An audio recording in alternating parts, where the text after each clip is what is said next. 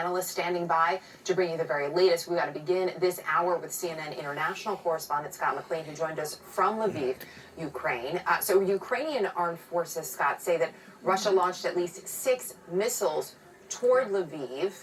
What are you seeing there on the ground? Hey, Erica. Yeah, we were able to head out to that area earlier this morning. So the air raid sirens went off shortly after 6 o'clock in the morning. Shortly after that, you could hear an explosion, several explosions, even in central Lviv. And then shortly thereafter, you could see the black smoke on the horizon. Once we realized where those bombs had dropped, we headed out toward there, and it was near the airport building. And when we got to that area, we were able to get a vantage point on top of a bridge over some train tracks there just at the end of the runway, and we could see the smoke in the distance just beyond that runway. And local officials say that, as you mentioned, it's an aircraft repair facility that was hit. It is not clear if that was the intended target, but this is part of a pattern of striking areas near airports, especially in the western part of Ukraine, where we've seen them hit in places like Lutsk and Ivano-Frankivsk, and now in Lviv as well. Lviv, until now, had not been hit with any bombs. And Erica, just look around.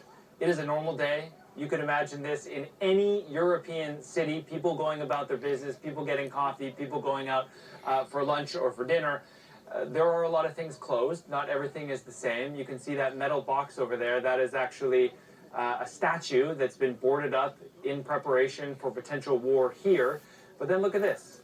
There's bubbles being blown, children chasing over them. And if I can just take you over this way very quickly, this is an exhibit that has been set up to send a message and to demonstrate a very powerful point, and that is the number of children who've been killed in this war. According to the Ukrainians, there have been more than 100 of them, and so each of these strollers, prams, or buggies, or car seats in some cases, represents one child that has been killed in just the last 3 weeks. If you have kids, it is difficult not to look at these strollers and imagine that being your own child.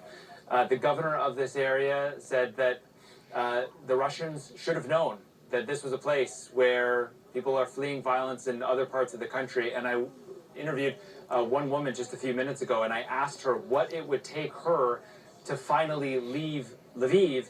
And she said, frankly, she doesn't want to. She would only leave as a last resort. And that's the message that you hear from a lot of people, that why should you leave if this is your home?